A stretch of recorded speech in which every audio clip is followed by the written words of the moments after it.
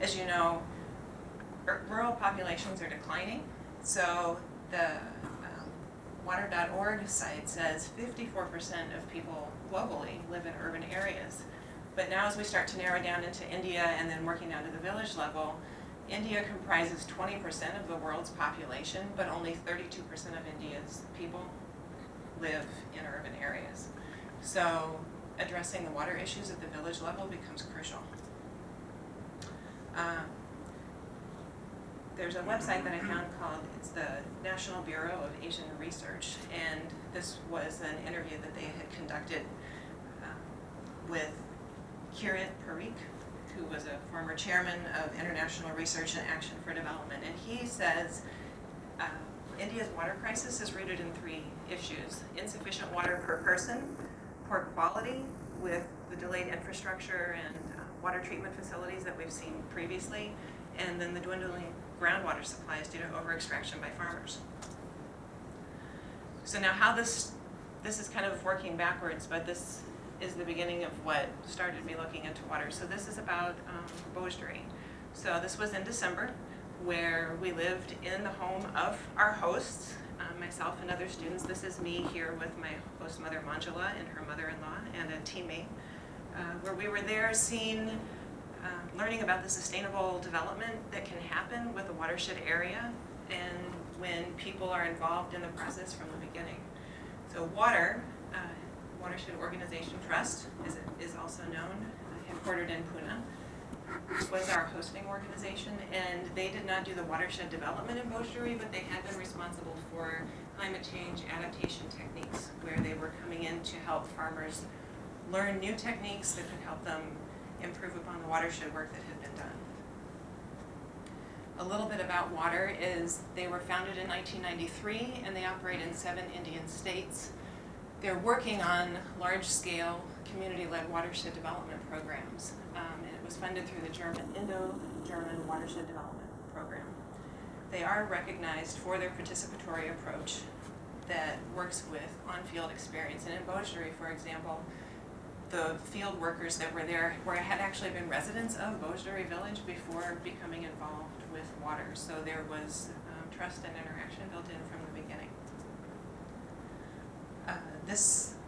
The picture's a little hard to read, but what struck me about water's approach, and as I started linking what we hear in the classroom to then when you're there and even being here, you begin to connect the dots to what you hear versus what's actually done. And so the idea of working with a goal of wholeness of the individual from the inside out, and the 5 capitals being involved of human, social, physical, financial, and natural, but then all of the other things that go into that, seeing it as a whole person, support, health, relationships, the ability to earn.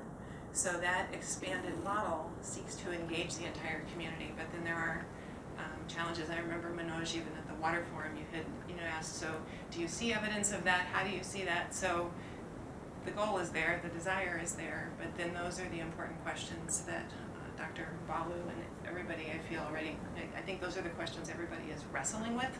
So I'm glad to be involved with the learning at this stage. So what struck me is that if you're working within the existing constraints of what you have available to you, that's when lessons begin to be learned. When it's instead of, as we've talked about, it's been mentioned throughout the day already, when the approach has been top down, it's all about what do we think people need, and we have our ideas of development basically going in and making something the way we've experienced it, instead of working with what's available and truly bringing people into the process.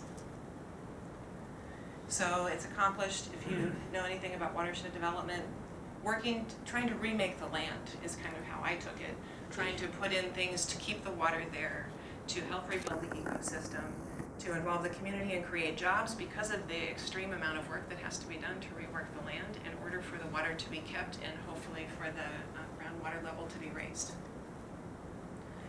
So this is Manjula Lohate. When I had interviewed her, she only spoke Marathi, and so we couldn't communicate a lot, but through a translator, she had said when she was growing up, before the changes, things were very bad, and she didn't think that her children should have to live the way that she did. And so that's the heart of everything that's done, is it begins from that place, I think. So she's one of the leaders in her community, actually, and is one of many farmers who received training on drip irrigation, water budgeting, farm ponds, vermicompost. When we were there, we even helped create micronutrients from cow urine and various plants. I think there were 15 different ingredients that went into that, and we were a part of seeing that. But it's better for the land. So with the profits, she purchased cows, making milk another source of revenue. And through her oldest daughter, Artie, had received an agricultural certificate, and so she's working to help her other children have the same opportunity. All of these climate change adaptation methods had helped farmers see improvements to the point that as they were having some success, many members who'd been working in Mumbai for years had begun returning to their native place with knowing that there was potential for self-sustaining. So the other aspect of this that I looked at is we hear the word water wars used, and that's also becoming an issue of global supply. So it still all connects to each other, because when things break down on the village level, people leave. But globally, we have, I found a paper done by, it was on the India Water Portal site, but it was from the Australia-India Institute, talking about water scarcity, competition, and then the specter of China as all being things that India is facing. In class, we always talk about how to define empowerment and what does that mean, and it can be a very challenging thing to define. And the idea of empowerment that has always struck me is you're truly empowered when you have something to give. And we've heard that today too. And I liked this paper because it says India has the opportunity to show leadership in helping to manage water resources to help change the approach in the entire region to how it's handled. Because if we can work on collaboration, if we can work on cooperation and not use the word war, but it suggests using the word interactions with our goal of finding solutions, then you change the nature of the conflict. And I feel even since I began my program in 2013, I'm going part-time because, yeah, I have 2 children at home, that it's already changed even within the few years that I've been in, and I see more and more intersections happening between business, between nonprofit, between government. We need to knowledge share, we need to engage and get everybody talking.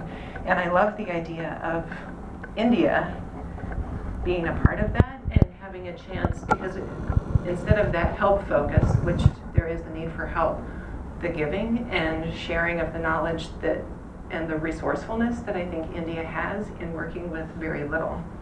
So my idea is reframing India as a leader. So show that the water problem is not only environmental. This is also from the NBR and India Water Portal site. Work on equitable sharing with transboundary water agreements. Karnataka and Tamil Nadu are an example within India of challenges that are being faced with that. Being sensitive to neighboring countries' concerns, accept ambiguity and the complexity of the water interactions. That we need more than large-scale solutions. We really need people getting involved at the source, and we certainly saw that in Bojuri Village, the way that initially the tribal people wouldn't be a part of the climate change or the watershed. And then as they were there and they saw the efforts being done, they became a part of it. So give people the opportunity to join. So looking at the village level where collaborative models are being utilized is key. And throughout the different articles that I've read, they encourage watershed development. I saw on India Water Portal, they just published an article, the 13th, I think, saying that there's been a big initiative now where they said the government's going to be working on watershed development, I think half covered by the World Bank and half is supposed to be covered by the government of India. So I guess we can watch and see how that goes. Keep an eye on that. So some of the other thoughts that I had, and I had only in the past year or so become aware of Dr. Kalam, but every time I'd seen his quotes, they really stood out to me. And I think this one is kind of at the heart of what we're talking about, that you cannot change your future, but you can change your habits, and surely your habits will change your future. So incremental change leads to global impact. So when we're willing to take things slowly, work at the grassroots, involve people in the process, and really interact and find out what the needs are, then that's the beginning of change that ripples out and can grow.